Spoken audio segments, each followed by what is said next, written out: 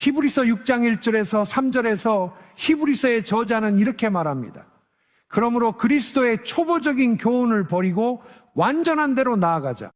보시다시피 이것이 하나님께서 우리 모두에게 가지신 목표입니다. 여기서 완전함이라는 단어는 완전하고 부족함이 없다는 뜻입니다. 그리고 이것은 곧 그리스도의 형상으로 빚어진다는 의미를 내포하고 있습니다. 그분 안에 거하고 그분을 드러내며 그분이 걸으셨던 것처럼 우리도 걷는다는 뜻입니다. 그리고 성경은 반복해서 우리에게 이것이 모든 인간을 향한 하나님의 뜻이라고 말합니다. 이것은 기도 한 번 하고 끝이라는 미국식 복음이 아닙니다. 나는 주님을 영접했으니 이제 내 삶을 살고 일주일에 한 번 교회에 가면 된다는 식이죠. 그것은 거짓 복음이며 만약 그렇게 산다면 천국에 들어가지 못할 수도 있습니다. 그리고 만약 들어간다 해도 크게 실망하게 될 것입니다. 당신이 진짜 사명이 영원에서 시작된다는 사실을 알게 되었을 때 준비하지 못했다는 것에 충격을 받고 낙담하게 됩니다. 이 짧은 인생은 우리의 시험 기간입니다. 이것이 우리의 시련입니다. 이것이 바로 하나님의 나라를 위한 예행 연습입니다. 그러니 우리가 말하는 구원받았다, 즉 나는 주님을 영접했다는 것은 그것이 첫 번째 단계입니다. 그리고 하나님께서 이제 그 단계 이후로 원하시는 것은 모든 그리스도인에게 온전한 성숙에 이르도록 명령하신다는 것입니다. 하나님께서는 모든 그리스도인이 그리스도의 장성한 분량에 이르기까지 성장하기를 원하시고 명령하십니다. 히브리서 6장에서 그렇게 말씀하십니다. 우리가 온전한 성숙을 이루라 하십니다. 이것이 곧 완전함의 의미입니다. 부족함 없는 성숙을 뜻하며 겸손, 순결, 사랑, 경애, 순종을 갖춘 상태입니다. 당신이 그분 안에 거하며 그분을 드러내고 그분의 뜻을 행하는 것입니다. 하나님께서는 모든 그리스도인이 그 단계에 이르라고 말씀하셨습니다. 오늘날 많은 교회 성도들이 자신들이 그런 부르심을 받았다는 사실조차 모르고 어떻게 나아가야 할지도 모르며 시도조차 하지 않는 이유는 우리가 그리스도의 기초 교리들을 배우지 않았기 때문입니다. 그리스도의 기초 교리 중 하나는 다음과 같습니다. 그분은 이 교리들을 다시 쌓지 말자며 죽은 행위에서 돌이키는 회개를 언급하십니다. 그리고 하나님을 향한 믿음입니다. 그리고 세례들에 관한 교리입니다. 복수형입니다. 물로 받는 세례가 있습니다. 성령의 세례가 있습니다. 불의 세례가 있습니다. 고난의 세례도 있습니다. 이 모든 것이 기초 교리들입니다. 그리고 안수, 죽은 자의 부활, 영원한 심판에 관한 교리도 있습니다. 그러므로 우리는 믿는 자로서 이해해야 합니다. 하나님의 심판과 영원한 심판을 이해해야 합니다. 이것이 기초입니다. 이 진리에 대한 이해가 우리 마음에 세워진다면 우리는 이제 우리 안에 기초가 생겨 앞으로 나아갈 수 있습니다. 그는 이렇게 말했습니다. 이 기초들을 다시 쌓지 맙시다. 그리고 그는 또 말했습니다. 하나님께서 허락하시면 우리가 그렇게 할 것입니다. 즉, 이 기초들, 하나님의 심판에 대한 이해가 우리 마음에 없다면 우리는 성숙함으로 나아가는 것이 허락되지 않을 것입니다. 이것들은 필수적입니다. 적절한 기초 없이는 어떤 건물도 그 의도된 바, 설계, 목적대로 세워질 수 없습니다. 그러므로 하나님의 심판을 이해하는 것, 결국 사람들이 길을 잃고 영원히 정죄받는다면 그것도 하나님의 심판의 일부입니다. 하지만 그것은 구원받지 못한 사람들에게 해당됩니다. 오늘 주제는 그게 아니라 다른 메시지에서 다룰 영원한 심판의 일부입니다. 영원한 심판의 일부에 대해 성경 아마 전도서에서 이렇게 말합니다. 나무가 남쪽이든 북쪽이든 쓰러지면 그 자리에 그대로 있다. 그것은 영원을 의미합니다. 성경에서 사람은 나무로 비유됩니다. 즉 죽음 당시의 상태가 영원히 고정됩니다. 길을 잃었거나 구원받았거나 혹은 거룩하지 못한 그 상태 그대로 영원히 남게 되는 것입니다. 이것들이 바로 영원한 심판입니다. 하지만 우린 이미 그 단계를 넘었다고 봐요. 마음을 그리스도께 드렸으니까요. 그래서 우리는 여전히 그리스도 안에서 피로 씻김 받고 거듭난 신자로서 우리에게 적용되는 영원한 심판을 이해할 필요가 있습니다. 우리에게도 여전히 심판이 있습니다. 그리고 그것을 더 잘 이해하기 위해 여기서 심판이란 평가를 의미합니다. 우리는 하나님께 평가를 받게 될 것입니다. 우리는 하나님의 나라에서 각기 다른 권위, 영광, 상급, 능력, 영향력 혹은 그 부족함에 따라 배치될 것입니다. 하나님께는 왕국이 있고 그분은 자신의 아들, 딸들이 그분과 함께 그 왕국에 들어와 그분과 함께 왕국을 다스리기를 원하십니다. 맞습니다. 그분은 이기는 자가 내 보좌에 함께 앉을 것이라 하셨죠. 그렇죠. 이것은 집이나 차의 크기를 갖는 것보다 훨씬 더 크고 인생의 목표가 되는 일입니다. 그렇죠. 우리는 이 일들에 대해 이야기하고자 합니다. 이제 이것들을 살펴봅시다. 우리가 바라야 할 것 중 일부는 하나님의 심판입니다. 그 맥락에서 제가 이해하는 것은 하나님의 교정과 다루심입니다. 우리는 그것을 원해야 합니다. 주님, 지금 저를 바로잡아 주십시오. 주님, 지금 저를 낮추어 주십시오. 저는 심판의 날에 수치를 당하고 싶지 않습니다. 저는 지금 이 삶에서 모든 것이 바로잡히고 고쳐지기를 원합니다. 그날에 주님께서 잘했다라고 말씀해 주시길 원합니다. 그리고 이것을 아십시오. 모든 사람에게는 교정이 필요합니다. 우리 모두 그렇습니다. 그분의 교정 없이는 우리는 할 수 없습니다. 이것은 우리의 훈련의 일부입니다. 그분이 받아들이시는 모든 아들과 딸을 그분은 교정하십니다. 그리고 성경에는 교정이 없다면 당신은 아들이나 딸이 아니라고 나와 있습니다. 그리고 그 교정이 바로 징계라는 단어입니다. 그리고 심지어 그 교정이 그 순간에는 고통스럽다고 나와 있습니다. 하지만 그것은 의의 평화로운 열매를 맺게 합니다. 그래서 우리는 그것을 살펴보고자 합니다. 첫 번째로 창세기 18장 25절입니다. 주님은 온 땅의 재판장이십니다. 물론 그분은 신랑이시기도 합니다. 그분은 우리의 영혼을 사랑하시는 분이십니다. 그분은 왕이십니다. 그분은 재판장이십니다. 마태복음 24장에서 볼 수 있듯 말세에 예수님은 신랑이십니다. 그분은 우리 영혼을 사랑하시며 동시에 왕이십니다. 그리고 그분은 재판장이시기도 합니다. 그리고 그분은 우리의 아버지이십니다. 그분은 이 모든 분이십니다. 하나님은 무한히 다차원적인 분이십니다. 그래서 우리는 그분을 재판장으로도 알고자 합니다. 그리고 그분의 심판은 선하십니다. 아멘. 야고보서 5장 9절 말씀입니다. 형제들아 서로 원망하지 마십시오. 그래야 심판을 면할 수 있습니다. 보십시오. 재판장이 문 앞에 서 계십니다. 여기서 주님을 말씀하고 계십니다. 하지만 그분의 심판은 선합니다. 왜냐하면 그분의 심판이 임할 때 잘못된 것들이 바로잡히기 때문입니다. 산들은 낮아지고 골짜기는 높아지며 굽은 길은 곧아지고 거친 길은 평탄해집니다. 사실 모든 피조물이 하나님의 심판을 기다리고 있습니다. 네, 성숙한 아들들의 나타남도 있지만 땅은 하나님의 심판을 기다리고 있습니다. 역대상 16장 33절에 이렇게 기록되어 있습니다. 그때 숲의 나무들이 주님 앞에서 기뻐할 것입니다. 나무들이 주님 앞에서 기뻐할 것입니다. 그분이 땅을 심판하러 오시기 때문입니다. 이사야서에는 들의 나무들이 손뼉을 칠 것이라고 나와 있습니다. 피조물은 감사합니다. 그분이 다시 오십니다. 라고 말하게 될 것입니다. 그분이 모든 것을 심판하시고 바로 잡으실 것입니다. 왜냐하면 지금 땅은 인간의 죄로 인해 고통받고 있기 때문입니다. 바비 코너가 텍사스의 한 도시에서 사역하고 있었습니다. 그리고 그는 이렇게 말했습니다. 몇 년 전 혹시 뉴스에서 기억하실지 모르겠지만 칼라페이 터커라는 사람이 있었습니다. 그녀는 사형 선고를 받았습니다. 그녀는 사탄주의에 빠져 있었고 살인 사건에 연루되어 악령에 사로잡힌 채로 감옥에 갔습니다.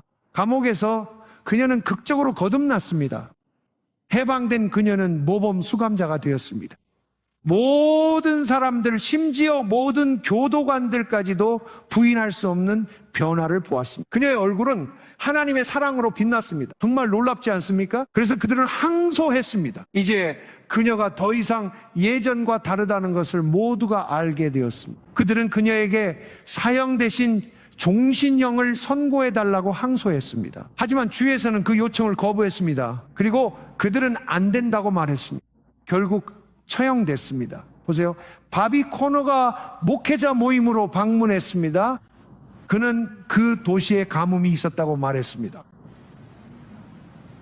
그는 하나님, 제 귀를 열어주세요 라고 말했습니다. 그리고 저는 모든 나무들이 신음하는 소리를 들었습니다. 나무들이 신음하고 있었습니다. 그리고 그는 말했습니다. 오 하나님, 왜 이 도시에 심판이 임한 것입니까? 왜 가뭄이 들고 나무들이 신음하고 있습니까? 그는 그들이 칼라페이 터크에게 자비를 베풀지 않았기 때문입니다라고 말했습니다.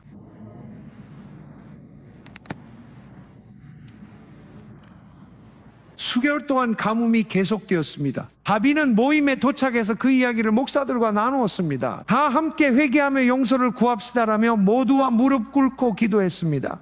그는 조 정마리아라고 했고 그때 현장에 비가 쏟아졌습니다. 보세요. 땅이 기다리고 있습니다. 우리는 주님이 다시 오셔서 땅을 심판하실 때까지 기다릴 수 없습니다. 왜냐하면 그분이 모든 것을 다루시고 나면 저주가 풀릴 것이기 때문입니다.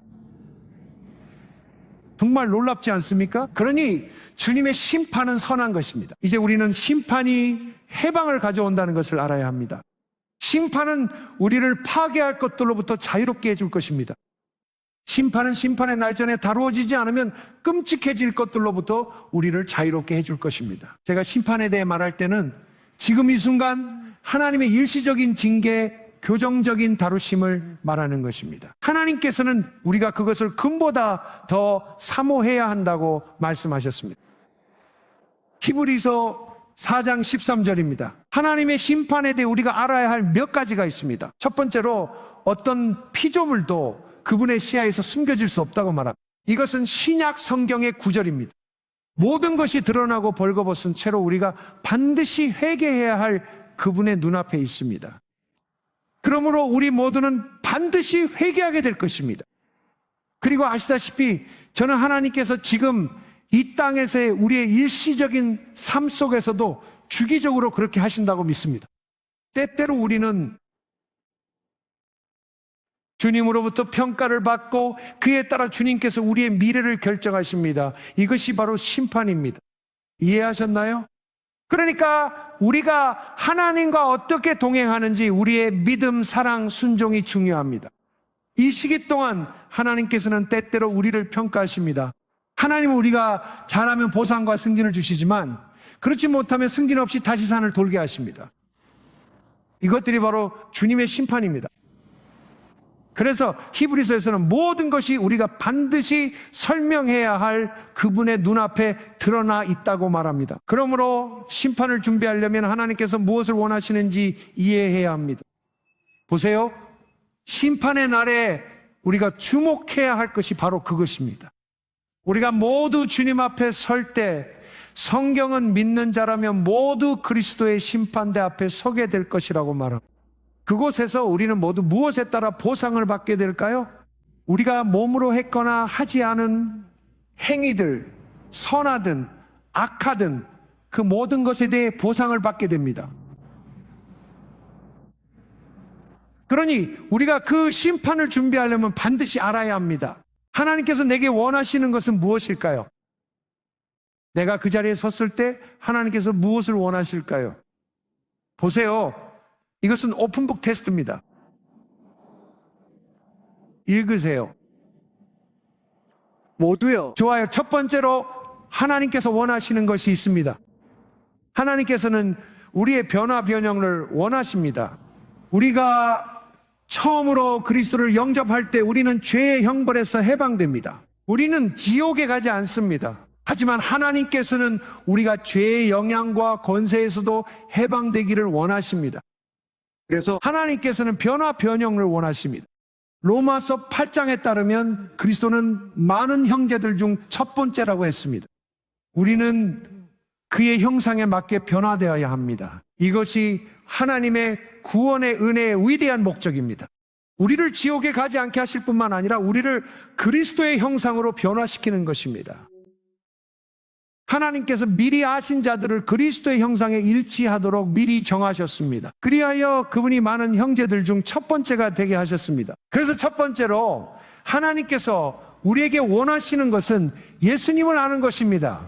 그분을 아는 것, 그것이 영생입니다. 우리는 그분을 믿는 것이 영생이라고 말합니다. 맞습니다. 그리고 그분을 아는 것이 곧 그분을 믿는 것입니다. 알겠습니까? 나는 내 양들을 알고 그들은 나를 따르며 나는 그들에게 영생을 줍니다. 좋아요. 첫 번째는 그분을 아는 것입니다. 두 번째는 그분의 형상에 일치하는 것입니다. 그분 안에 거하고 그분 안에 머물며 그분을 나타내는 것, 즉 그분의 성품과 본성과 행하심을 드러내는 것입니다. 그것이 바로 심판의 날에 그분이 찾으실 것입니다. 아멘. 내가 그분을 알았는가? 내가 그분의 형상에 일치했는가? 나는 그분처럼 행동하는가? 나는 그분의 성품과 본성을 가지고 있는가? 나는 그분이 내게 맡기신 일을 행했는가? 아니면 내 일을 했는가? 보세요. 우린 그에 따라 평가받을 것입니다. 하나님 뜻을 보는 다른 방법도 있죠. 하나님은 거룩하시며 거룩함을 요구하십니다. 레위기 10장 3절입니다. 하나님께서 말씀하시길 내게 가까이 나오는 자들은 반드시 나를 거룩하게 여겨야 한다고 하셨습니다. 히브리서 12장 14절입니다. 거룩함이 없이는 아무도 주를 보지 못할 것입니다. 하나님은 거룩하십니다. 그분은 우리를 거룩하게 하십니다. 그분이 우리를 거룩하게 하시면 구원하시려는 겁니다. 거룩함 없이 그분의 임재로 나아가지 못하게 하려는 겁니다. 하나님께서 더 가까이 오지 않으시는 이유는 우리를 다치게 하고 싶지 않으시기 때문입니다. 왜냐하면 거룩함이 없이는 하나님의 본성은 교만과 육신적임과 죄에 반대되기 때문입니다. 그분은 우리를 죽기까지 사랑하시지만 거리를 두셔야만 합니다. 우리가 그분이 일하시도록 허락하지 않았다면, 그분이 더 가까이 오시면 우리를 태워버리실 것입니다. 우리 안에 거룩함입니다. 아멘. 이것이 진리입니다. 그래서 그분은 우리가 거룩하기를 원하십니다. 또한 거룩함은 단지 법적 의로움만이 아닙니다. 거듭날 때 의롭다 선포되는 것이 바로 우리의 법적 의로움입니다. 하지만 우리의 삶이 우리의 법적 의로움에 따라가야 합니다. 그래서 우리가 거룩함을 추구하라고 말씀하신 것입니다. 그것을 쫓으십시오. 모든 사람과의 화평과 거룩함을 추구하십시오. 모든 사람과 화평을 추구하지 않으면 거룩해질 수 없습니다. 만약 부모님을 공경하지 않거나 누군가에게 무례하게 대하거나 좋아하지 않는 사람이 있거나 비판적인 태도를 가지고 있거나 누군가에 대해 마음에 뭔가를 품고 있다면 결코 거룩해질 수 없습니다. 절대 불가능합니다. 될 수 없습니다. 우리는 모든 사람과 화평을 추구해야 합니다. 그리고 그 다음이 거룩함입니다. 이 두 가지가 없으면 우리는 결코 하나님을 뵐 수 없습니다. 그러니 우리는 이것을 이해해야 합니다. 베드로전서 1장 15절 16절에서 하나님께서 말씀하십니다. 내가 거룩하니 너희도 거룩하라. 그리고 하나님은 어제나 오늘이나 영원토록 동일하십니다. 그분은 변하지 않으십니다. 그분은 거룩하신 하나님이십니다. 그래서 그분은 우리가 그의 아들 예수님처럼 되기를 원하십니다. 그분은 우리가 그분 안에 거하기를 원하십니다. 거룩함의 실천적 정의를 하나 보죠. 데살로니가전서 3장 12절에서 13절입니다. 이렇게 말씀합니다. 이제 주께서 여러분이 서로와 모든 사람에게 더욱 넘치는 사랑을 갖게 하시고 여러분의 마음을 굳건하게 하시기를 바랍니다. 하나님 앞에서 예수님이 성도들과 오실 때 여러분이 흠없는 거룩함을 얻길 바랍니다. 하나님과 이웃을 사랑하는 것이 곧 거룩함입니다. 우리가 누군가를 진정으로 사랑한다면 절대로 진정한 거룩한 사랑은 욕심을 부리지 않습니다. 분노하거나 이기적이거나 교활하거나 불순종하거나 그런 것이 전혀 없습니다. 사랑은 해를 끼치지 않습니다. 그러니 우리는 무엇보다도 그것을 추구해야 합니다. 주님, 저를 하나님의 사랑으로 채워주소서. 그리고 우리는 이웃을 자신처럼 사랑하는 법을 반드시 배워야 합니다. 어쨌든 이것들이 우리가 앞으로 살펴볼 내용들입니다.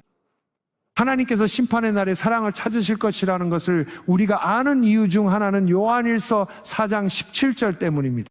거기에는 사랑이 우리 안에서 온전히 이루어지면 우리가 심판의 날에 담대함을 가질 수 있다고 나와 있습니다.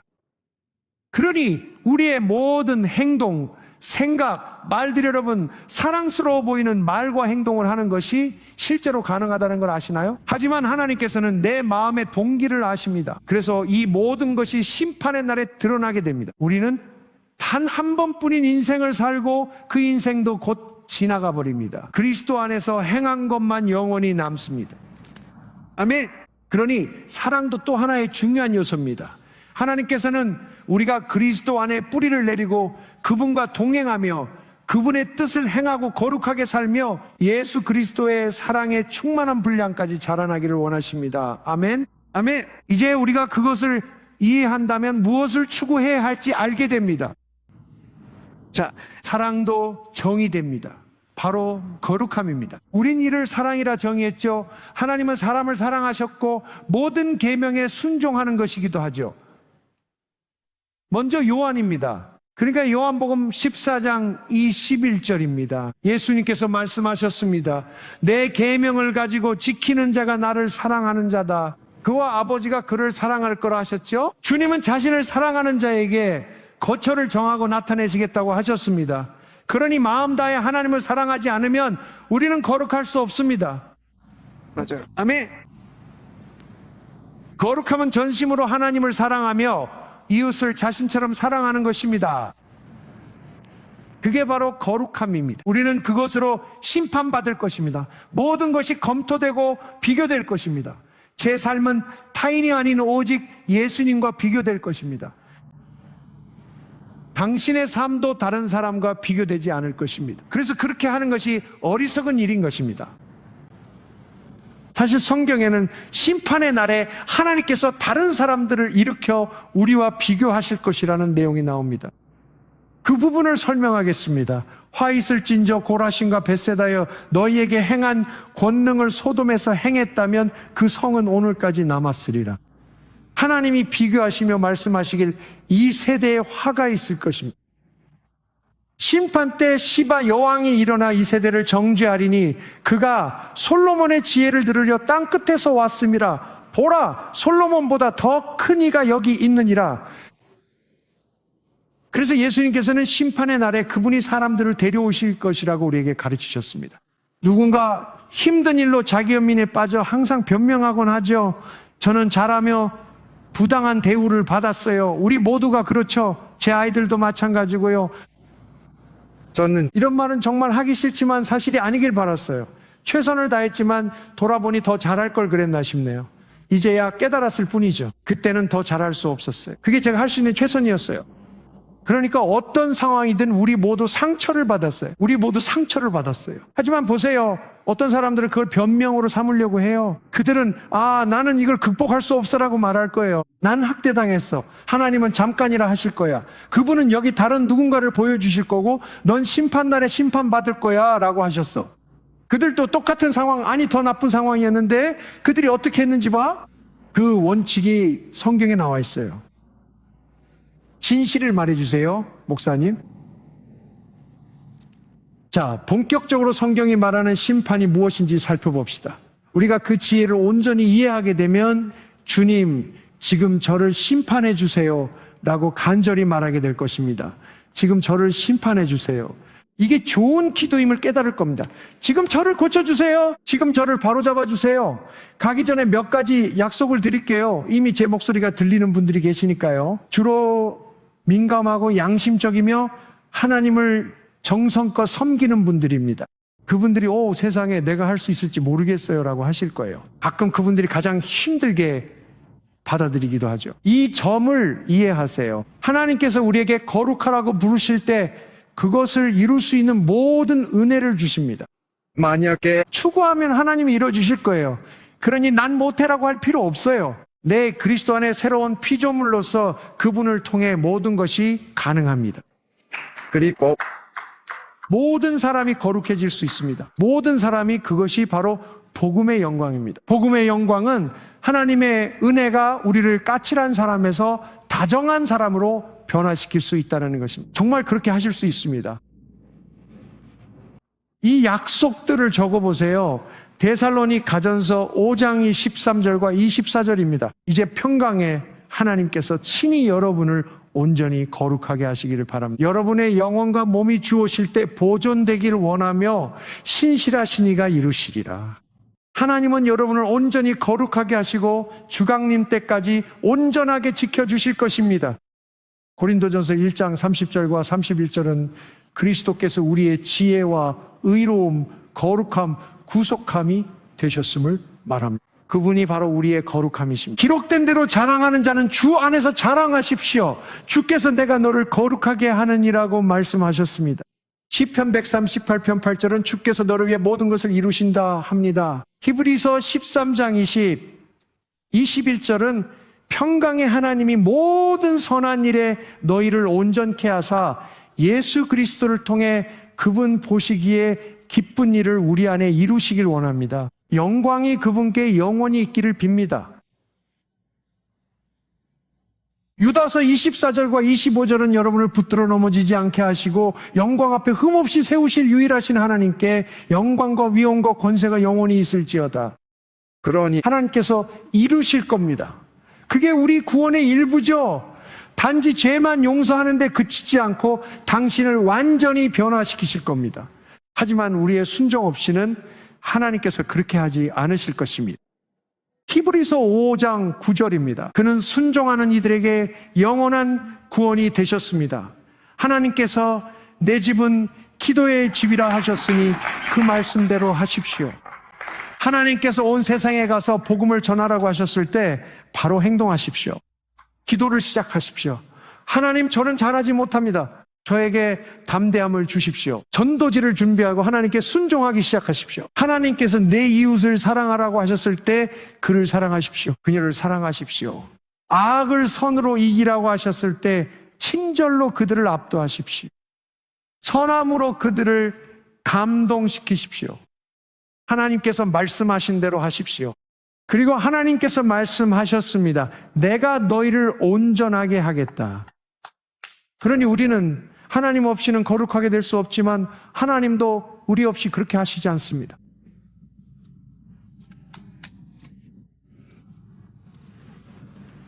그러니 약속이 있습니다.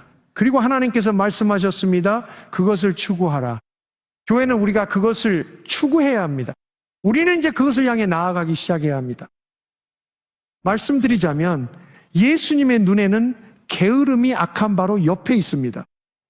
성경을 읽어보십시오. 예수님께서 자기 재능을 땅에 묻은 사람에 대해 뭐라고 하셨는지 아십니까? 그는 재능을 받았지만 자신이 가진 것을 하나님의 영광을 위해 사용하지 않았습니다. 자신이 가진 것으로 하나님의 뜻을 이 땅에 이루는 데 사용하지 않았습니다. 그는 자신이 가진 재능, 능력, 은혜, 부, 건강을 하나님의 나라를 확장하는 데 사용하지 않았습니다. 그것이 바로 재능을 땅에 묻는 것입니다. 어떤 사람들은 그것을 받아서 전부 미국식 꿈을 이루는데 써버립니다. 여러분이 하나님 앞에 설 때 하나님께서는 내가 너에게 준 모든 것으로 내 뜻을 이 땅에 이루기 위해 무엇을 했느냐라고 물으실 것입니다. 그리고 그것을 하지 않은 자에게는 너는 악한 자다라고 말씀하실 것입니다. 그리고 게으른 종이라고 하실 것입니다. 그의 손과 발을 묶으라. 그들은 내던져질 것입니다. 보십시오. 악함과 게으름은 함께 갑니다. 게으름은 자기를 부인하고 자기 십자가를 지고 그를 따르라는 말씀에 반대입니다. 어쨌든 이것들은 하나님께서 요구하시는 것들이지만 하나님께서는 우리가 그것을 할 수 있도록 은혜를 주실 것입니다. 이제 이 메시지의 후반부에서 성경이 뭐라고 말하는지 살펴봅시다. 우리는 무엇에 대해 심판을 받게 될까요? 이것이 무엇이 될까요? 좋아요. 고린도후서 5장입니다. 제가 읽겠습니다. 10절과 11절입니다. 우리는 모두 그리스도의 심판대 앞에 서야 합니다. 이것은 믿는 자들을 위한 것입니다. 각 사람이 몸으로 행한 대로 그 행한 것에 따라 받게 하려는 것입니다. 선하든 악하든 말입니다. 그러므로 우리는 주의 두려우심을 알기에 사람들을 권면합니다. 이제 그 장 전체를 맥락에서 읽어보면 사도는 우리가 정신이 나간 것처럼 보인다면 그것은 주님을 위한 것이라고 말했습니다. 하지만 우리가 온전한 정신을 가지고 있다면 그것은 여러분을 위한 것입니다. 그리고 그는 그러니까 지금 몸을 떠나 주님과 함께 있는 것에 대해 이야기하고 있다고 말했습니다. 그래서 이 맥락에서 그가 말하는 것은 사도들이 주님과 함께 푹 빠져 있을 때가 있었다는 것입니다. 또한 어떤 때에는 말을 걸려 해도 황홀경에 빠져 있기도 했습니다. 베드로가 황홀경에 빠졌던 거 기억나시죠? 그들은 푹 빠져 있었습니다. 우리가 현재의 정신이라면 그것은 여러분을 섬기기 위함입니다. 이것이 그의 뜻입니다. 그래서 이 성경 구절의 맥락에서 사도가 하늘로 들려 올라갔다고 추론할 수 있습니다. 그는 그리스도의 심판석이 어떤지 경험했습니다. 그리고 돌아와서 그것에 대해 기록했습니다. 그는 우리가 모두 나타나야 한다고 말했습니다. 그는 또 말했습니다. 그러므로 주의 두려움을 알기에 우리는 사람들을 설득하고 있습니다. 그래서 이것이 바로 주의 두려움이 교회 안에 있는 이유입니다. 주의 두려움이 있는 곳은 깨끗합니다. 주의 두려움이 없는 곳에서는 우리가 타협하게 됩니다.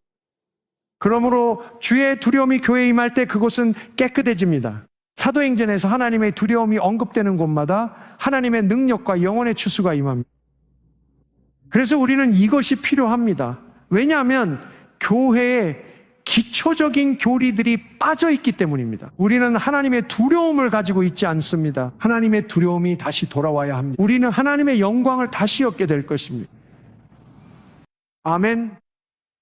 그래서 우리 모두는 그리스도의 심판석 앞에 서게 될 것입니다. 이미 말씀드렸듯이 우리가 모두 평가받게 될 것 중 하나는 사랑입니다. 사랑이 성숙해져야 심판의 날에 담대함을 가질 수 있습니다. 이제 또 한 가지가 있습니다. 우리가 한 모든 일, 고린도후서 5장에 보면 우리가 몸으로 행한 모든 일들이라고 나와 있습니다. 이것은 내가 하고 싶었던 일이나 의도했던 일이 아니라 실제로 내가 행한 일들을 의미합니다. 그것들로 인해 내가 심판을 받고 보상을 받게 될 것입니다. 우리는 선한 일과 악한 일 모두에 대해 보상을 받게 될 것입니다. 성경에 그렇게 나와 있습니다.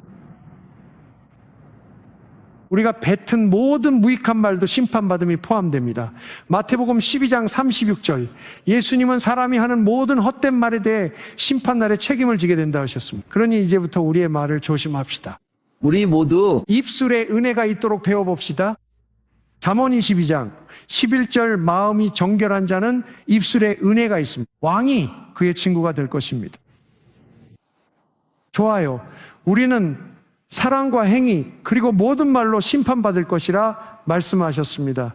모든 헛된 말에 책임을 지게 될 것입니다. 주님, 우리를 도우소서. 함께 기도합시다. 주님, 우리의 혀를 다스리게 하소서. 주님, 주여 이사의 입술에 대셨던 그 숯불을 이 교회에도 내려주소서. 우리가 정결한 손과 마음, 거짓 없는 혀를 가진 자 되게 하소서. 예수님 이름으로 기도합니다. 그리고 한 가지 더 말씀드리면 예수님 말씀대로 우리는 성경의 모든 기록에 따라 심판받을 것입니다. 우리 각자의 생각이나 신학에 따라 심판받지 않을 것입니다. 우리는 그런 것들로 심판받지 않습니다. 우리는 기록된 말씀에 따라 심판받게 될 것입니다. 그리고 주 예수 그리스도께서는 모든 신자들이 그 말씀을 읽었기를 기대하실 것입니다. 우리가 그것을 아는 이유는 여러분이 해야 할 일은 성경을 읽는 것뿐이기 때문입니다. 사람들이 질문할 때마다 예수님은 읽어본 적 없느냐며 성경을 인용해 되물으셨습니다. 이처럼 예수님은 말씀으로 우리를 심판하실 것입니다. 그러니 우리 모두 성경을 읽어야 합니다. 하나님의 말씀은 바로 예수님께서 요한복음 12장 48절에서 하신 말씀입니다. 예수님은 말씀하셨습니다. 나를 저버리고 내 말을 받지 않는 자를 심판할 리가 있으니 내 말이 마지막 날 그를 심판하리라. 그러므로 예수님 말씀을 거부하면 그 말씀이 우리를 심판할 것입니다. 히브리서 4장 12절입니다. 하나님 말씀은 살아있고 활력이 있어 어떤 것보다 예리해 혼과 영, 관절과 골수를 찔러 쪼갭니다. 또한 마음의 생각과 의도를 분별하십니다. 그러므로 우리는 성경에 기록된 모든 것으로 심판을 받게 될 것입니다. 내 말도 성경에 따라 거룩해야 합니다. 내 동기도 하나님의 영광을 위해 순수해야 합니다. 동의하시나요? 아멘. 예수님께서 요한복음에서 말씀하셨습니다. 스스로 말하는 자는 자기 영광을 구하지만 자기를 보내신 분의 영광을 구하는 자는 참된 자입니다. 그에게는 불의함이 없습니다. 그러니 우리는 마음의 동기에 따라 심판을 받게 될 것입니다. 우리가 왜 그런 행동을 했는지요? 혹시 들어보셨나요? 제 책 천국을 상상하다를 보면은 저자는 임사 체험자 1000명 이상을 인터뷰했는데요. 그중 100명 정도가 소위 삶의 회고를 경험했다고 합니다. 많은 사람들이 이러한 경험을 했습니다. 이제 우리가 아시다시피 몇 년 전 소셜 미디어와 인터넷이 생기기 전에는 모든 사람들을 연결할 수 없었습니다. 늘 겪던 이런 경험들을 이제 미디어로 공유하며 서로 공감할 수 있게 됐습니다. 저도 그랬고요. 네, 전 익사사고로 살아났을 때 주님을 뵙고 삶을 돌아봤습니다. 관련 이야기도 좀 읽어봤고요. 누군가 말했죠. 주님, 전 선한 일을 많이 했잖아요. 그러자 주님은 단호히 말씀하셨습니다. 그건 전분의 영광을 위한 것이었다. 그건 완전히 헛된 일입니다. 알겠죠? 그래서 우리는 그런 방식으로 심판을 받게 될 것입니다. 저 역시 성경 말씀대로 남편이 아내를 사랑하는 방식에 따라 심판을 받을 것입니다. 제 생각 기준이 아니라요. 그래서 저는 기도합니다. 하나님, 주님 뜻대로 제 아내를 사랑하게 도와주세요. 아멘. 제 아내도 성경에 따라 저를 사랑하고 저에게 순종해야 하는 방식대로 심판을 받을 것입니다. 그녀가 어떻게 생각하는지가 아닙니다. 제가 어떻게 생각하는지도 아닙니다. 그들이 어떻게 생각하는지도 아닙니다. 저 사람이 뭐라고 말하는지도 아닙니다. 오직 말씀에 따라야 합니다. 저는 제 자녀들을 말씀에 따라 사랑해야 합니다. 자녀들을 말씀에 따라 부모를 공경해야 합니다. 우리는 말씀에 따라 가난한 자들을 기억해야 합니다. 우리는 말씀에 따라 기도의 집이 되어야 합니다. 우리는 반드시 지상명령에 순종해야 합니다. 우리는 반드시 우리의 십자가를 져야 합니다. 성경에 기록된 모든 것을 우리는 온 마음을 다해 실천해야 합니다. 우리는 곧 심판을 받게 됩니다. 그래서 우리의 언행이 성경대로 심판받는 것을 논합니다. 다른 구절을 보겠습니다. 심판 방식에 대한 말씀입니다. 우리 마음의 계획에 따라, 여기서 계획은 목적과 동기를 뜻합니다. 잘 들어보세요. 고린도전서 4장 5절입니다. 그러므로 주께서 오실 때까지 아무것도 미리 판단하지 마십시오. 다시 말해 서로를 판단하지 말라는 뜻입니다. 주께서 어둠에 숨겨진 것들을 드러내시고 마음의 계획을 밝히실 것입니다. 그때 각 사람의 칭찬이 하나님께로부터 올 것입니다. 여기서 계획은 목적으로도 번역됩니다. 그리고 그것은 동기를 내포합니다. 우리는 겉보기에 좋은 일을 할 수 있지만 하나님은 그 동기를 아십니다. 그래서 하나님이 모든 것을 다 드러내실 것입니다. 이걸 미리 아는 건 다행입니다. 지금이라도 알게 돼 감사하죠. 덕분에 이렇게 기도할 수 있습니다. 하나님, 제 동기를 순수하게 하소서. 그리고 아시다시피 이 모든 것이 성경적입니다. 그런데 케빈이 말하길 주님과의 만남에서 주님께서 이렇게 말씀하셨다고 합니다. 케빈, 사람들은 자신이 얼마나 많이 했는지로 판단받지 않을 것이다. 사람들은 무엇을 했는지, 그리고 그것을 어떤 질로 했는지에 따라 판단받을 것이다. 보세요. 예수님께서 세상 끝날에 잘했다, 착하고 충성된 종아 들어오너라 라고 말씀하실 때 많이 했다 라고 말씀하지 않으셨습니다. 그분은 잘했다 라고 말씀하셨습니다. 이 말은 우리가 지금 무엇을 하든지, 내가 예배팀에서 섬기든 안내를 하든 인사를 하든 마리사에서 돕든 청소년 사역을 하든 무엇을 하든지 간에 나는 하나님께 하듯이 내가 할 수 있는 최고의 모습으로 아무도 보지 않을 때에도 탁월한 마음으로 해야 한다는 뜻입니다. 왜냐하면 나는 주님께 하듯이 하고 있기 때문입니다. 왜냐하면 우리가 그렇게 살지 않는다면 심판의 날에 슬픈 경험을 하게 될 것이기 때문입니다. 모든 것이 드러나게 될 것입니다. 모든 것이 빛 가운데 드러나게 될 것입니다. 사실 지금도 이미 모든 것이 다 보이고 있습니다. 그러니 동기들도 드러나게 될 것입니다. 그리고 하나님이 찾으시는 건 만약 제 일이 이게 핵심입니다. 저는 저의 육신의 아버지께 감사드립니다. 경건한 삶을 사신 아버지는 제게 이 가르침을 철저히 심어주셨습니다. 아버지는 위선적이지 않으셨습니다. 겉과 속이 늘 같으셨죠. 아버지는 매일 저녁 규칙적으로 성경을 읽으셨습니다. 그 말씀대로 사셨고 제가 본 가장 성실한 분이셨습니다. 7년간 아버지 밑에서 일하며 보았는데 굳은 일도 마다 않고 모두에게 공정하셨습니다. 아버지는 친절하고 지나칠 만큼 관대하셨습니다. 어떤 비용이 들더라도 약속은 반드시 지키셨고 결코 어기지 않으셨습니다. 그리고 아버지는 우리가 어릴 때 항상 가르쳐 주셨는데 어릴 적에는 그 의미를 잘 몰랐습니다. 하지만 제가 자라고 어른이 되면서 그 말씀이 다시 떠올랐습니다. 아버지는 늘 우리에게 말씀하셨습니다. 우리는 하나님께 반드시 회개할 것이라고요. 아버지는 우리에게 달란트의 비유를 가르쳐 주셨습니다. 아버지는 말씀하셨습니다. 너는 많은 것을 받았다. 주신 삶이니 네 삶으로 무언가를 이루어라 하셨죠. 아버지는 우리는 하나님께 반드시 회개할 것이다 라고 하셨습니다. 또한 무엇을 하든 정성을 다해 하나님께 하듯 해야 한다고 가르치셨습니다.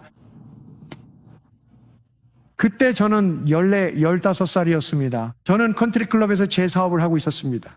저는 구두 닦기 사업을 했습니다. 믿기 힘들겠지만 그때 저는 꽤 많은 돈을 벌었습니다. 정말로 그랬습니다. 저는 좋은 수입을 올렸습니다.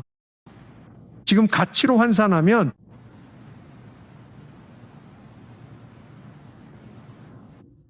(70년대의) 달러 가치를 오늘날과 비교해 보면 제가 고등학생이었을 때 오늘날 기준으로 한 달에 약 $7,000의 현금을 벌었습니다. 제 사업을 하면서요. 그리고 저는 몇 가지 사업을 더 했습니다. 하지만 저는 구두 닦기 소년이었습니다. 그리고 저는 아버지께 아버지 저는 그냥 구두 닦기 소년이에요 라고 말하곤 했습니다. 아버지는 네가 무슨 일을 하든 그건 중요하지 않다라고 말씀하셨습니다. 그리고 하지만 반드시 최선을 다해야 한다라고 하셨죠. 자, 그게 우리가 살아야 할 방식입니다. 우리가 어떤 일을 하든 주차장을 청소하더라도 우리가 하는 일인 만큼 최선을 다해 청소해야 합니다. 에베소서와 골로새서에서 이렇게 말씀하십니다. 무슨 일을 하든지 주께 하듯 하라. 그러면 주님께서 상을 주실 것이다. 예수님을 위해 주차장을 청소하세요. 아무도 그것을 보지 않고 아무도 당신에게 감사하지 않더라도 집에 가서 나는 예수님을 위해 좋은 일을 했어라고 말하세요. 진실을 말하세요. 자, 이제 보세요. 이제 곧 드러날 것은 바로 마음에 숨은 동기라는 사실입니다. 우리의 모든 행위와 사역, 하나님께 봉사하는 모든 사명은 장차불로 시험을 받게 될 것입니다. 우리의 모든 행위가 불로 시험을 받게 될 것입니다. 이것은 기초적인 교리입니다. 이것이 바로 기독교의 기본입니다. 우리가 앞으로 나아가며 온 마음을 다해 하나님을 섬길 때 이 사실을 모두 알고 있어야 합니다. 고린도전서 3장 9절을 보세요. 우리는 하나님의 동역자들이며 여러분은 하나님의 밭입니다. 여러분은 하나님의 건물입니다. 내게 주신 하나님의 은혜에 따라 지혜로운 건축가로서 내가 기초를 놓았고 다른 사람이 그 위에 세웁니다. 그러나 각 사람은 그 위에 어떻게 세우는지 주의해야 합니다. 이미 놓인 기초, 곧 예수 그리스도 외에는 아무도 다른 기초를 놓을 수 없습니다. 이제 누구든지 이 기초 위에 금은, 보석, 나무, 풀, 지프로 세우면 각 사람의 일이 드러나게 될 것입니다. 그날이 그것을 밝힐 것이니 이는 믿음으로 드러나게 될 것이기 때문입니다. 불이 각 사람의 일이 어떤 것인지 시험할 것입니다. 그러므로 우리의 모든 섬김, 전도, 제자, 훈련, 가르침, 돕기, 봉사, 헌신, 사역, 교회, 안팎의 모든 것이 불로 시험을 받게 될 것입니다. 그것이 보석과 금은인지 아니면 나무나 풀 짚인지 보게 될 것입니다. 불은 나무와 풀을 태우지만 금과 은, 보석은 남기 때문입니다. 그래서 세운 공적이 남으면 상을 받을 것이라고 했습니다. 일이 타버리면 손해를 보나 자신은 구원받을 것입니다. 그러니 하나님께서 우리의 행위를 심판하실 것입니다. 그분은 우리 동기를 심판하십니다. 요한복음 7장 18절처럼 자칭하는 자는 자기 영광을 구하나 하나님 영광을 구하는 자는 참됩니다. 그분은 우리가 한 모든 일이 사랑으로 행해졌는지 시험하실 것입니다. 고린도전서 16장 14절입니다. 여러분이 하는 모든 일을 사랑으로 하십시오. 내가 모든 비밀을 말할 수 있고 예언을 할 수 있으며 믿음으로 산을 옮길 수 있다 해도 사랑이 없으면 나는 아무것도 아닙니다. 내가 가진 모든 것을 가난한 사람들에게 주고 내 몸까지 불사르게 내어준다 해도 사랑이 없으면 내게 아무 유익이 없습니다. 제로입니다. 상상해 보세요. 주님, 제가 가진 모든 것 수백만을 팔아서 모두 가난한 이들에게 주었습니다. 하지만 사랑이 없었다고 해봅시다. 아무런 유익이 없습니다. 그러니 이제 말씀드리겠습니다. 이런 것들입니다. 이제 요약해 봅시다. 하나님께서 무엇을 보실까요? 그것도 그렇습니다. 그래서 골로새서 1장 9에서 11절을 기도하는 것이 정말 중요합니다. 왜냐하면 우리가 하나님을 기다리고 기도하고 그분의 얼굴을 구하며 우리가 하는 일이 그분의 온전한 뜻인지 알아내는 법을 배우지 않으면 그 일들은 다 불타 없어질 것이기 때문입니다. 우리의 모든 날들이 태어나기 전에 책에 기록되어 있었습니다. 시편 119편, 시편 139편 15절과 16절에 나와 있습니다. 골로새서 1장 91절은 지혜와 영적 깨달음으로 주님의 뜻을 알고 합당하게 행하길 구하는 기도입니다. 그래서 우리는 기도하고 주님의 인도하심을 받아야 합니다. 주님, 제가 주님의 뜻 안에 있습니까? 제가 주님께서 원하시는 일을 하고 있습니까? 그렇게 하게 되면 다른 어떤 것도 하지 마십시오. 예를 하나 들어보겠습니다. 제가 수년 동안 여러 곳에서 초청을 많이 받았습니다. 저는 대부분의 초청을 거절해요. 주님이 가라고 말씀하시지 않으면 안 가요. 주님의 인도하심이 느껴지지 않으면 저는 가지 않습니다. 하지만 이러면 어떨까요?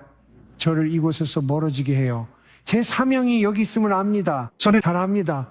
가끔 주님이 가라거나 하라고 하시면 하고 돌아옵니다. 하지만 제가 가면 안 되는 곳에 가게 되면 이곳이 부족해집니다. 제가 해야 할 일을 하지 못하게 됩니다. 그리고 나서 지치고 에너지가 빠진 채로 돌아와서 또 일주일 동안 제가 해야 할 일을 할 수 없게 됩니다. 그래서 모든 사람은 하나님의 뜻이 무엇인지 알아내서 그것을 하고 다른 일은 하지 마세요. 아무거나 지어내지 마세요. 아무거나 상상해서 만들지 마세요. 우리는 사역을 상상해서 만들어내지 않습니다. 좋은 일이나 아이디어를 직접 만들지 말고 주님의 뜻만을 구하며 보여주시는 그 일에만 전념하십시오. 그렇게 하면 여러분의 모든 에너지, 재능, 돈, 능력을 하나님의 완전한 뜻에 쏟을 수 있습니다. 그러니 여러분은 탁월하게 해낼 수 있죠. 하나님 뜻을 모른다면 골로새서 1장 9절에서 11절을 꾸준히 기도하세요. 그러면 알려주실 겁니다. 때로는 직접적인 말씀을 듣지 못하더라도 분명히 알게 되는 순간이 찾아올 것입니다. 자, 이것들이 그리스도의 심판석에 관한 몇 가지 내용입니다. 우리는 하나님의 말씀과 사랑, 그리고 우리가 뱉은 말에 따라 심판받을 것입니다. 우린 행한 일에 따라 심판받습니다. 그 일은 하나님이 정하셨나요? 아니면 우리가 만든 건가요? 우리는 행실의 질에 따라 심판받습니다. 성경의 말씀처럼요. 그래서 저는 이렇게 말해야겠죠. 알겠습니다, 주님. 이해했습니다. 저에게는 기도의 삶이 필요합니다. 저에게는 기도의 삶이 필요하겠네요. 저는 매일매일 알아가야 하고 그뿐만 아니라 제가 하고 있는 일들도 그렇습니다. 우리가 해야 할 모든 일은 기도로 가득 차야 합니다. 우리가 어떻게 그 일을 하느냐가 중요합니다. 기도로 가득 차야 합니다. 우리는 하나님을 기다리며 지혜를 얻고 말씀대로 행해야 합니다. 때를 기다리는 것도 중요하죠. 이처럼 우리에겐 기도의 삶이 필요합니다. 이를 통해 우리는 엘리야처럼 하나님과 동행하게 될 것입니다. 엘리야의 말처럼 모든 것은 우리가 마주할 그분 앞에 드러나 있기 때문입니다. 이것을 마음에 새기면 하나님은 저를 사랑 안에서 성장시키실 것입니다. 하나님은 제가 그분의 일을 탁월하게 해내며 주님을 사랑하길 원하시니 그대로 나아가겠습니다. 그러면 우리는 항상 그것을 마음에 두고 살아가기 시작합니다. 그리고 무슨 일이 일어나는지 아세요? 더 많은 기쁨, 더 많은 평안, 더 큰 활력, 그리고 여러분의 삶이 점점 더 좋아집니다. 의인의 빛은 완전해질 때까지 점점 밝아집니다.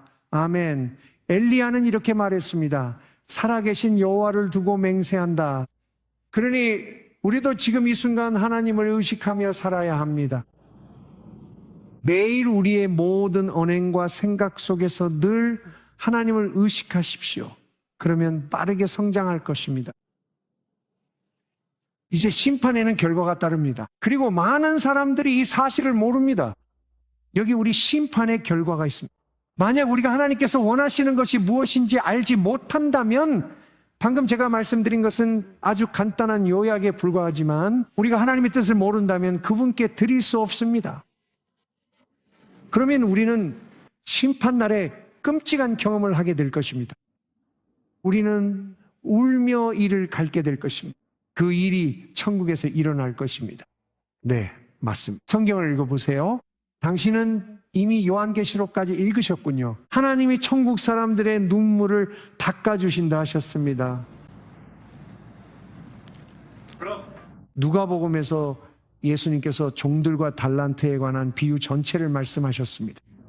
예수님께서는 내가 올 때까지 장사하라고 말씀하셨습니다. 모두에게 달란트를 주셨고 그들은 하나님의 뜻과 영광 증가를 위해 사용해야 했죠. 다시 오셔서 모두를 평가하셨습니다. 그들을 보며 충성되다 칭찬하며 열고를 맡기셨고 다른 이도 칭찬하셨습니다. 너는 5개의 성을 다스릴 것이다. 한 사람에겐 너는 충성되지 않았다 하셨습니다. 그에게서 빼앗아라 악한 종아 너는 다스리지 못하리라. 자, 이 점을 이해하세요. 이것은 권위에 관한 이야기입니다. 하나님은 자녀들이 함께 다스리기를 원하시며 모든 성도가 다 함께 다스리진 않습니다. 어떤 이들은 10골이 무엇이든 다스릴 것인데 은하계일지도 모르지요. 그분의 통치가 끝이 없을 것이라고 성경에 나와 있습니다. 그리고 우리는 앞으로 올 시대에도 아버지와 함께 나아갈 것입니다. 그러니 우리의 70년, 80년을 비교해 보세요. 그건 마치 하루와도 같습니다. 존 베비어의 비유처럼 하나님께서 당신에게 오셔서 메들린 네가 다음 주 화요일에 어떻게 사느냐가 남은 50년을 결정할 것이다 라고 말씀하신다면 어떨까요? 하나님께서 이렇게 말씀하신다고 합시다. 네가 이 80년을 어떻게 사느냐가 영원한 삶의 질과 영광, 권위, 능력을 결정할 것이다. 이것은 진리입니다. 그래서 어떤 사람은 많은 것을 다스릴 것이고 어떤 사람은 그렇게 많지는 않지만 여전히 많은 것을 다스릴 것이며 어떤 사람은 아무것도 다스리지 못할 수도 있습니다. 이제 영광, 즉 권위에 관한 이야기입니다. 그리고 우리가 지니는 영광은 우리 안에 형성된 그리스도의 분량에 의해 결정됩니다. 그래서 우리의 사역 규모가 중요한 것이 아닙니다. 그래서 예수님께서 마지막 된 자가 첫째가 되고 첫째가 마지막이 된다고 말씀하신 것입니다. 우리는 하나님과 동행했던 이름 없는 한 주부를 발견하게 될 것입니다. 그들은 무명했으나 이 땅에서 다른 뺨을 돌리고 묵묵히 걸으며 이웃 사랑을 배웠고 예수님과 함께 보좌에 앉을 것입니다. 그중엔 큰 사역을 했던 사람들도 있겠죠. 천국에선 그들이 누군지 모를 겁니다. 사역이 얼마나 큰지가 중요한 것이 아닙니다. 우리 안에 그리스도가 얼마나 형성됐는지가 중요하며 그게 하나님이 보시는 거죠. 우리가 이 땅에서 겪는 수많은 속임수와 영향력을 얻으려는 다툼들, 그리고 누가 나를 초대하는지나 조회수가 얼마인지 같은 것들은 하나님께 정말 아무런 의미도 없습니다. 모두에게 해당됩니다. 당신이 어디에 있든 세상에서 무명할지라도 천국에서까지 무명하다는 건 아닙니다. 우리 예수님께 드리는 할렐루야 찬양입니다. 그러니 중요한 것은 양이 아니라 질입니다. 이제 고린도전서 15장이 무엇에 관한 것인지 말씀드리겠습니다. 고린도전서 15장 전체는 죽은 자의 부활에 관한 내용입니다. 그리고 바울은 하늘의 영광이 있고 땅의 영광이 있다고 말합니다. 즉 하늘에 있는 것들의 영광이 있고 땅에 있는 것들의 영광이 있다는 뜻입니다. 그리고 그는 하늘의 영광에 대해 이야기합니다. 그는 태양의 영광, 달의 영광, 별들의 영광이 있으며 별들끼리도 서로 영광이 다르다고 말했습니다. 아주 밝은 별도 있고 강력한 망원경을 사용하지 않으면 볼 수 없을 만큼 희미한 별도 있습니다. 태양은 너무 밝아서 몇 분만 쳐다봐도 시력을 잃게 됩니다. 하지만 달도 밝긴 하지만 달은 쳐다볼 수 있습니다. 별들, 좋아요. 그래서 바울이 이렇게 말합니다.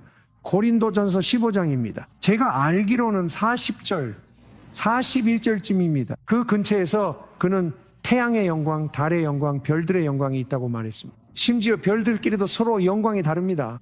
부활도 이와 같습니다. 아멘.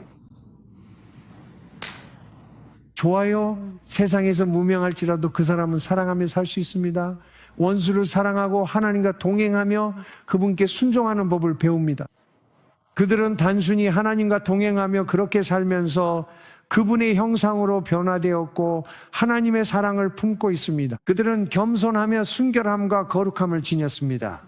우리는 알려지지 않은 사람들을 보게 될 것입니다. 그들을 바라볼 때 태양처럼 밝게 빛나는 모습을 보게 될 것입니다. 정말로 큰 사역을 했던 다른 사람들도 있을 것입니다. 그래, 저 사람은 누구지? 다음 시대에는 왜 그럴까요? 예수님께서 말씀하셨습니다. 나중된 자가 먼저 되고 먼저 된 자가 나중된다. 그래서 우리가 심판이 무엇인지 이해할 때 권위의 수준도 다르고 영광의 수준도 다르고 보상의 수준도 다르다는 것을 알게 됩니다. 우리는 모두 우리의 행위에 따라 보상을 받게 될 것입니다. 예수님께서 이렇게 말씀하셨습니다. 누군가는 이 말을 꼭 들어야 합니다. 예수님께서는 이렇게 말씀하셨습니다. 누군가가 단지 그 사람이 그리스도인이라는 이유만으로 그 사람에게 물 한 잔을 주는 아주 작은 일이라도 이 말을 꼭 들으세요. 당신은 그 보상을 잃지 않을 것입니다. 천사들이 기록하고 있습니다. 하늘에서는 당신이 주님을 위해 행한 모든 선한 일을 기록하고 있습니다. 이 사실을 꼭 알아야 합니다. 이것을 알게 되면 사람들을 걱정하지 않게 됩니다. 아멘.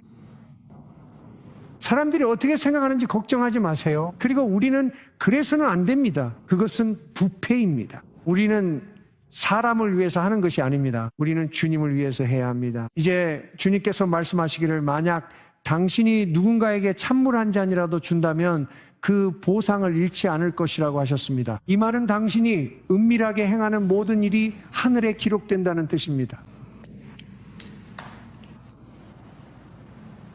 이제 바울이 그의 전체 장에서 부활과 영광의 다양한 단계에 대해 이야기합니다. 그가 마쳤을 때 이것이 그의 마지막 권면입니다. 이것은 바울이 아니라 성령님이 하신 말씀입니다. 이것은 성경입니다. 부활과 영광을 설명한 후 그는 말했습니다. 사랑하는 여러분, 흔들리지 말고 늘 주의 일에 힘쓰십시오. 여러분의 수고는 결코 헛되지 않습니다.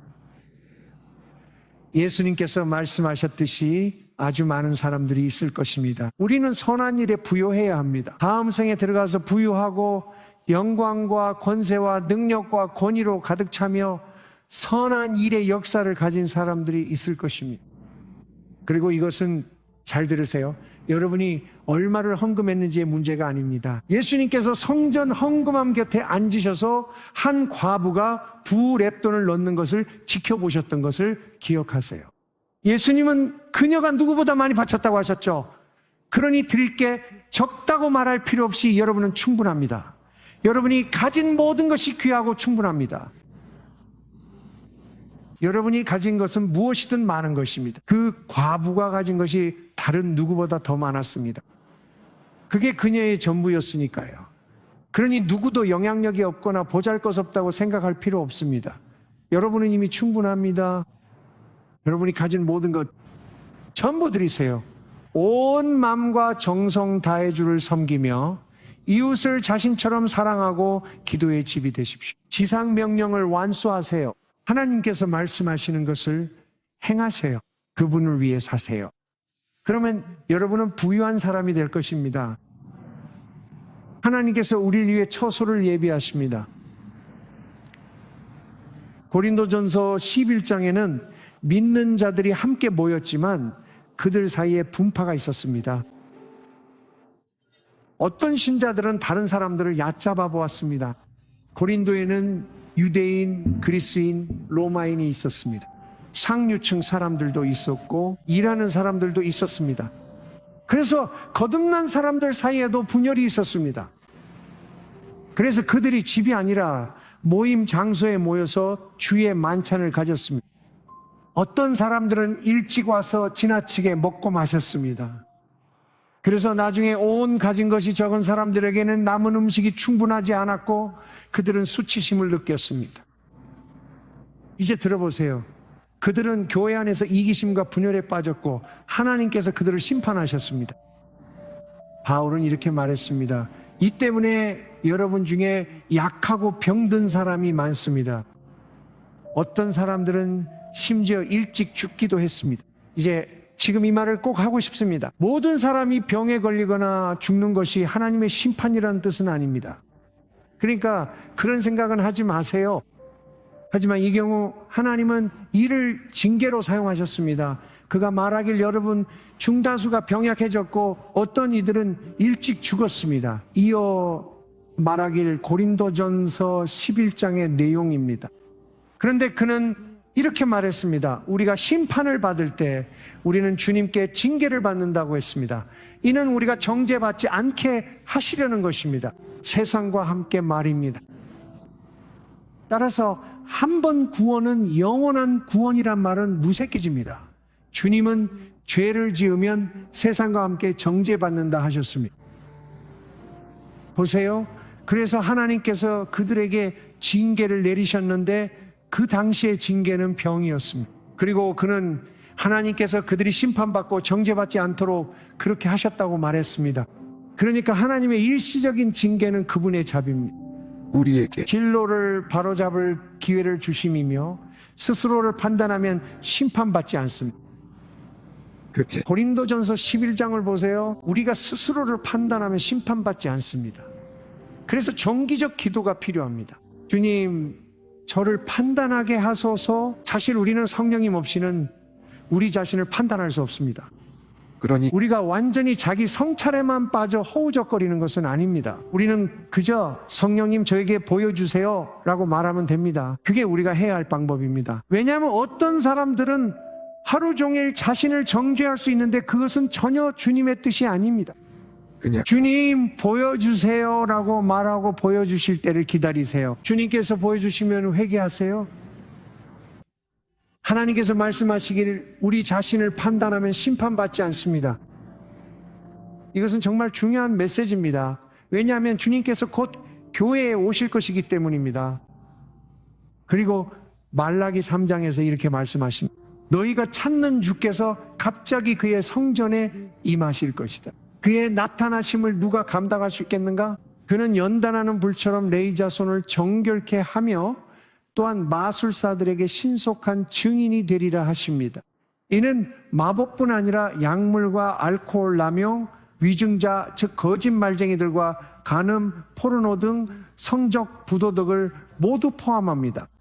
그래서 하나님께서는 말씀하십니다. 그가 오실 때 회개하지 않는 죄에 대해 신속한 증인이 되실 것이라고요. 이 시기는 마치 주님 저를 심판해 주십시오 라고 말하는 듯합니다.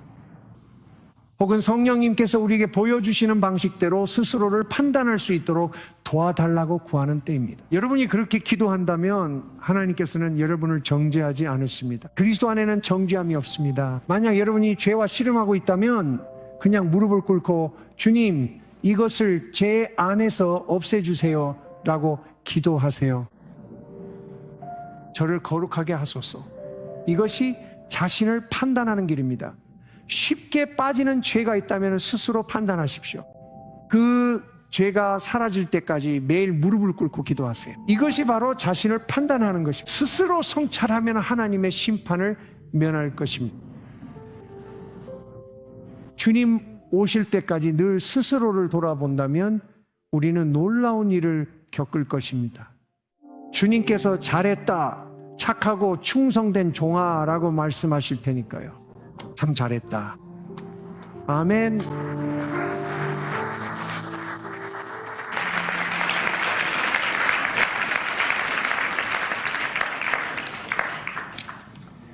마지막으로 말씀드리자면 우리 모두는 심판을 받게 될 것입니다. 그래서 우리가 시편 19편의 첫 번째 성경 구절에서 들은 것은 하나님의 규례, 율법 증거, 계명, 그리고 주님을 경외하는 마음이었습니다. 그리고 하나님의 심판은 순금보다 더 사모할 만한 것입니다. 그래서 지금 우리 모두가 함께 기도하기를 원합니다. 모두 고개 숙여 기도합시다.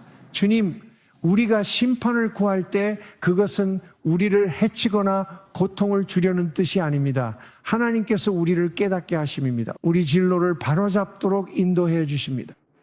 우리가 알아야 할 것을 알게 해 주실 것입니다. 주님, 우리는 주님의 심판을 원합니다. 우리는 그런 방식으로 기도하는 것을 두려워하지 않습니다.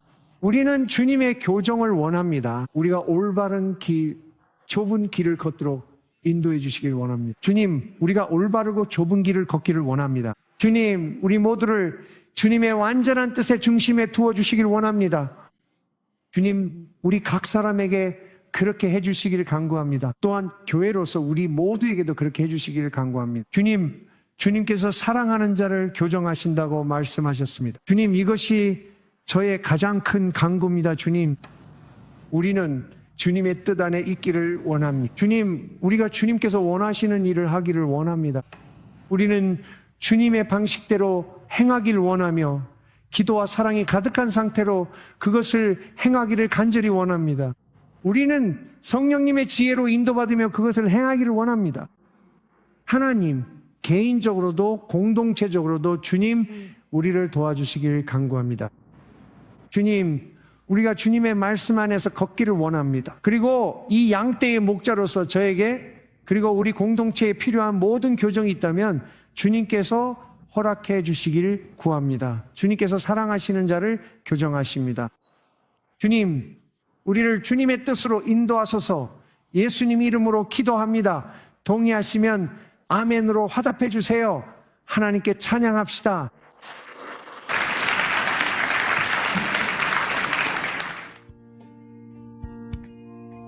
거룩 거룩 거룩 거룩. 전능하신 주님은 참으로 거룩하십니다.